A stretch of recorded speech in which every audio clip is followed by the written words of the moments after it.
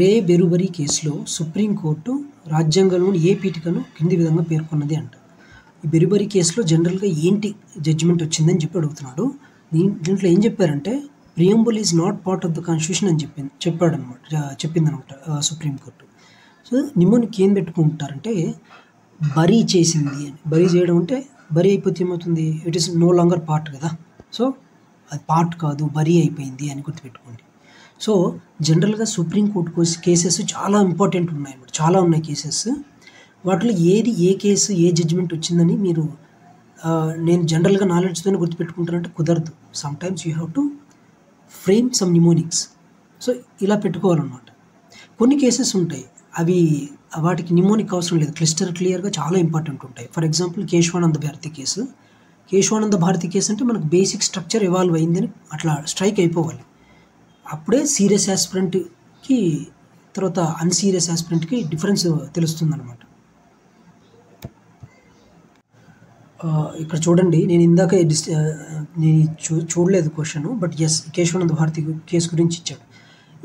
ఇందులో ఏం చెప్పాడంటే it was decided by the Supreme Court that preamble can be amended in.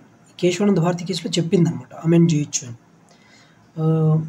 So అందుకే ఈ కేశవానంద భారతి కేసు అనేది చాలా ఇంపార్టెంట్, దీని గురించి కంప్లీట్గా తెలుసుకోవాలి. ఇక్కడ క్వశ్చన్ చూస్తే 98th question, LIC of India versus consumer education and research case ఈ పీఠికలో సుప్రీంకోర్టు కింది విధంగా పేర్కొన్నది అని చెప్పింది. అంటే ప్రియంబుల్కి సంబంధించి it is part of the constitution అని చెప్పింది అనమాట. సో ఇందాక మనం చూస్తే ఈ ప్రియంబుల్ గురించి చూసారా ఎన్ని క్వశ్చన్స్ అడిగాడు. దీంట్లోనే దాదాపు ఎక్కడెక్కడ మనం ప్రియంబుల్లో ఏ వర్డ్స్ మెన్షన్ చేశాడు, సావరిన్, డెమోక్రటిక్ అలాంటి వర్డ్స్ ఏ ఇయర్లో ఉంది అని చెప్పి అడిగాడు కదా, 1976 అదొకటి. ప్లస్ బెరుబారీ కేసులో ఏం చెప్పాడు అదొకటి. కేశవానంద భారతి కేసులో ప్రియంబుల్ గురించి అడిగాడు. ప్లస్ ఎల్ఐసి కేసు ఇది కూడా అడిగాడు. మనం చూస్తే ప్రియంబుల్ చాలా ఇంపార్టెంట్ అనమాట.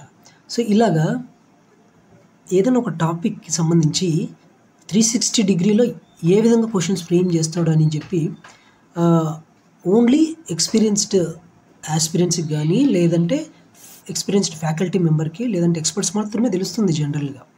అదే సెల్ఫ్ ప్రిపరేషన్లో ఉన్న వాళ్ళకి ఈ ప్రాబ్లం ఏమొస్తుందంటే జనరల్గా ఎస్ సెల్ఫ్ ప్రిపరేషన్తో కూడా ఎగ్జామ్ క్లియర్ చేసిన వాళ్ళు ఉన్నారు, చేయొచ్చు కూడా. కాకపోతే మనకి ప్రాక్టీస్ అంటే మనకు సరైన గైడెన్స్ ఉండి మనము ఎగ్జామ్ అటెంప్ట్ చేస్తే తక్కువ టైంలోనే సక్సెస్ని అచీవ్ చేసే ఛాన్స్ ఎక్కువ ఉంటుంది.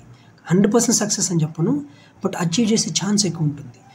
ఎవరికైతే ఈ ఇన్ పర్సన్ ఆఫ్లైన్లో ప్రాక్టీస్ ఈ కోచింగ్ తీసుకొని ఎగ్జామ్ అటెంప్ట్ చేయలేసే ప్రాబ్లం ఉంటుందో వాళ్ళు నన్ను అడిగితే ఎవరి దగ్గరైనా సరే, ఈవెన్ ఫర్ దట్ మ్యాటర్ ఆన్లైన్లో ఇప్పుడు బాగా చాలా వచ్చేసింది, డెవలప్మెంట్ వచ్చేసింది. సో స్మార్ట్ ఫోన్లోనే ఆన్లైన్ కోర్సెస్ నుంచి నేర్చుకోవచ్చు. కొంచెం రిలయబుల్ పర్సన్ అని అనుకుంటే ఏదైనా ఫ్యాకల్టీ మెంబర్ నుంచి, ఆ కోచింగ్ ఇన్స్టిట్యూట్ నుంచి, ఈవెన్ యూట్యూబ్ నుంచి, ఇంకో సోర్స్ నుంచి మీరు తీసుకోండి. ఇప్పుడు తక్కువ అమౌంట్తోనే కోర్సెస్ ఆఫర్ చేస్తున్నారు. దాన్ని కోర్స్ తీసుకొని ఒక ఐడియా తెచ్చుకోండి, జనరల్ ఐడియా. సో దాని తర్వాత ప్రీవియస్ క్వశ్చన్ చూడండి, ఆల్సో సిలబస్ చూడండి.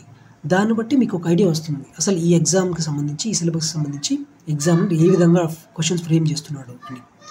అంతేకాని ఎంతసేపు చదివి ఆ పేపర్స్ కరెంట్ అఫైర్స్ కట్ చేసుకోవడాలు. ఇప్పటికీ నేను కొంతమంది చూస్తున్నాను, కొంతమంది ఆస్పిరెంట్స్ ఒకప్పుడు వినేవాళ్ళం. నేను యూనివర్సిటీలో ఉన్నప్పుడు చదువుతున్నప్పుడు ఈ కరెంట్ అఫైర్స్ పేపర్స్ కట్ చేసి హాస్టల్లో కూర్చొని చదువుకునేవాళ్ళు కొంతమంది. నేను డైరెక్ట్ అబ్జర్వ్ చేసాను మా ఫ్రెండ్స్ని. బట్ ఇప్పటికీ అది ఉంది trend, but it should not be the case. ఇప్పుడు ఏంటంటే సమ్ అనలిటికల్ వేలో అడుగుతున్నాడు ఎగ్జామినర్స్. కాబట్టి కోచింగ్ ఇన్స్టిట్యూట్స్లో ఏదన్నా కానీ రిలయబుల్ అనిపిస్తే మీకు పాసిబిలిటీ ఉంటే తీసుకోండి. ఒకవేళ లేకపోయినా సెల్ఫ్ ప్రిపరేషన్తో అయినా సరే నేను చెప్పిన విధంగా ఫస్ట్ సిలబస్ చూడండి, తర్వాత ప్రీవియస్ ఇయర్ క్వశ్చన్స్ చూడండి, ఒక ఐడియా వస్తుంది. బాగా ప్రాక్టీస్ చేయండి, ఆ విధంగానే అటెంప్ట్ చేయండి. సో ఏదో విధంగా somehow you have to clear this exam. అన్నెసెసరీగా సంవత్సరాల కొద్దీ టైం వేస్ట్ చేసుకొని, డబ్బులు వేస్ట్ చేసుకొని, లైఫ్ వేస్ట్ చేసుకుంటే చాలా ఇబ్బందులు పడతారు.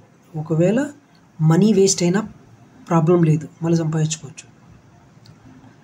టైం కానీ గడిచిపోయిందంటే దెన్ మనం అసలు ఏం చేయలేం. ఇదేదో ఓపెన్ సీక్రెటే. యెస్. కానీ చాలామంది తెలియక సంవత్సరాల కొద్దీ చదువుతూనే ఉంటారు. బ్లైండ్‌గా అట్లా వెళ్ళిపోతూనే ఉంటారు. మనకి హార్డ్ వర్క్ కాదు కావాల్సిందండి. To be honest smart work కావాలి. స్మార్ట్ వర్క్ అంటే ఓన్లీ హార్డ్ వర్క్ లేకోకుండా అలా చేయడం అని కాదు. స్మార్ట్ వేలో హార్డ్ వర్క్ చేయాలి. మనకు చెప్తారు కదా! There is no substitution for hard work అని. సో ఇలాంటి వీడియోస్ ఇంకా చేసి ఈ ఛానల్ సస్టైన్ అవ్వాలంటే డిస్క్రిప్షన్‌లో బై మీ కాఫీ అని ఉంటుంది. దాన్ని క్లిక్ చేసి ఈవెన్ స్మాల్ అమౌంట్ కూడా కాంట్రిబ్యూట్ చేయొచ్చు.